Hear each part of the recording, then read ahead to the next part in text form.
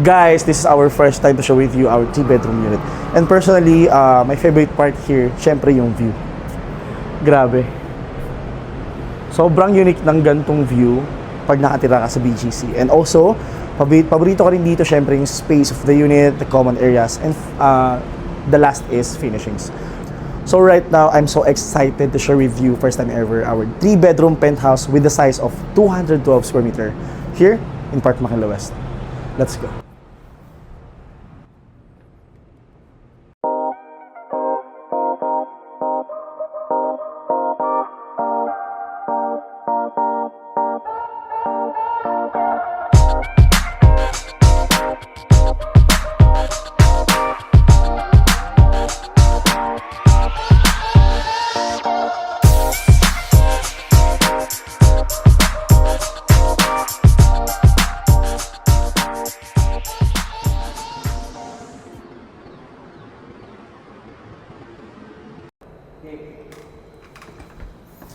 Hello guys, so right now ito yung pinaka main entrance of this 3-bedroom penthouse. So mapapansin nyo dito, even the entrance is napaka grand and napakalaki din ng space talaga. Pagpasok nyo pa lang, you have the space to welcome to the unit also. So dito, syempre, diretso agad tayo on my favorite part also of the unit.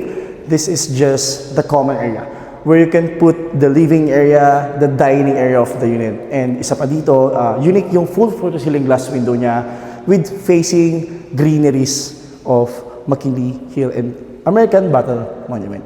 Isa pa na sa nagpaganda ng unit ito, syempre, is yung setup ng kitchen. Kasi napakalaki ng kitchen niya. So, hindi talaga tipid sa usapang size.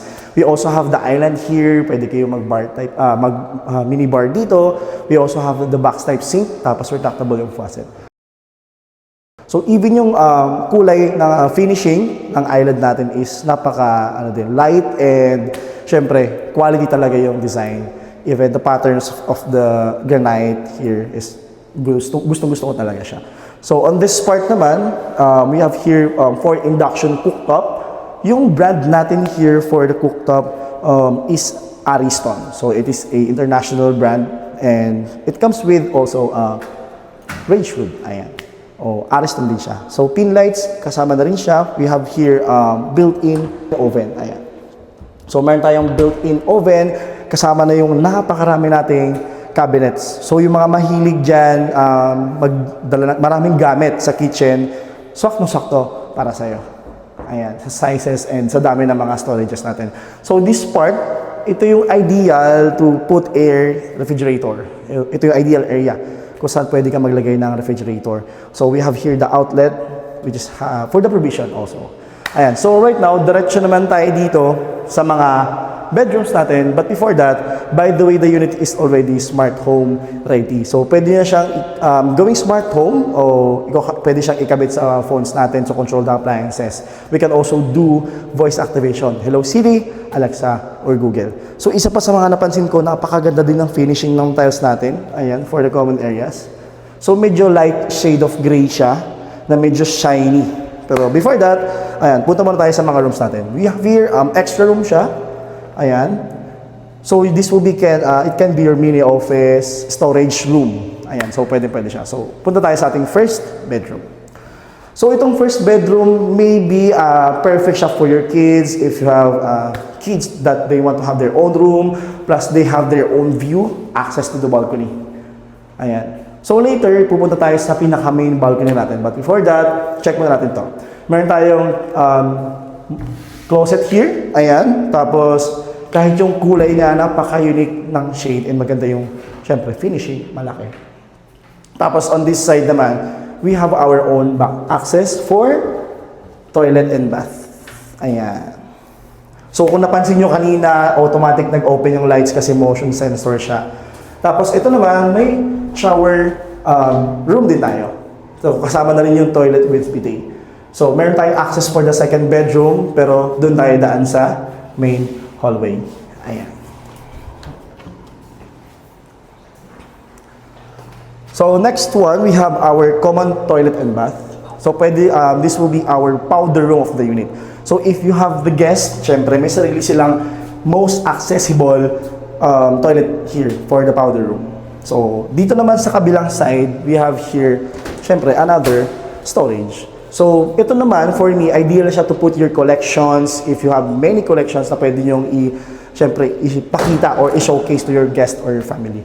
And right now, dito tayo sa second bedroom. Ito yung access niya kanina for the toilet and bath, galing sa kanina.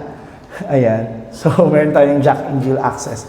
Pero here naman, syempre, for the second room, we have our full floor-to-ceiling glass window, access to the balcony with this kind of view, and also another cabinets. Ayan.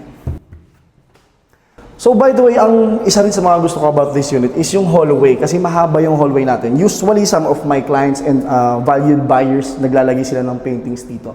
So, pwede rin yung mga collections and pictures of your family. So, parang ang ganda lang niya. Papasok ka dito, makita mo yung mga pictures of family or mga paintings din. So, last room will be our biggest room here in the unit, which is the master bedroom. So, malaki yung size niya. Kasya dito kahit maglagay ka ng 2 beds or maglagay ka ng king size of bed. Siyempre, hindi mawala yung full floor-to-ceiling glass window, access to the balcony. So, by the way, all of rooms here has included split-type aircon, which is inverter Daikin yung brand. So, dito, lahat makita nyo, kasama na siya.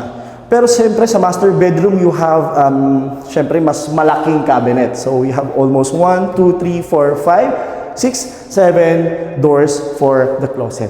And siyempre, being a master bedroom, need a master toilet and bath.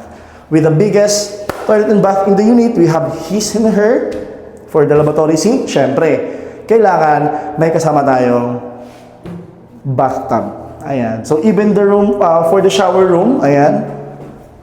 So, I think this one is American design for the toilet and bath kasi matataas yung mga shower nila. So, I'm a 5'11" pero mataas pa rin kung i-compare sa akin yung shower. So, lastly, pupunta naman tayo sa ating utility rooms or yung mga tinatawag nating maid's room. Ideal din siya for guest room or kahit extra room. Ayan. So, medyo nakapagod lang rin yung unit kasi malawak talaga siya. Ayan. But before that, before we go to the balcony, pakita ko sa inyo yung utility room natin. Ayan. We have our extended kitchen spot here or kitchen room. Siyempre may sarili siyang sink and retractable faucet. Additional storage for the cabinet. Dito naman yung, ito yung perfect spot to put your washer and dryer. Ayan. So if you're looking for another room, for an extra, pwedeng guest room or whatever you want, we have our extra room na may sarili siyang toilet and bath. Ayan. And last but not the least, we are going right now to our big balcony. So parang kinover niya na yung buong unit, but before that, by the way, yung unit has matataas yung ano natin, ceiling here. So we have 3 meters for the ceiling, and let's go for the main balcony. Ayan. Ganyan na mismo yung makukuha mo when you get this unit. So kung mapapansin mo, yung balcony natin, all the way from the start of the unit, you have an access of it. So parang common area or extended common area talaga yung balcony. So that's it guys, sana nagustuhan nyo itong tour namin and especially the unit. So kung nagugustuhan nyo itong unit na to, baka ito na yung best time to message me. So feel free to inquire now, pwede tayo mag-actual unit tour or kung wala kayo dito sa Philippines or in the area, we can do Zoom meeting for the virtual tour. So if you have time, just message me. I have my contact details down below. I can show you the location itself, the unit, the amenities of the project, and the unit finishings and the unit itself. So this is Christian. Thank you for watching.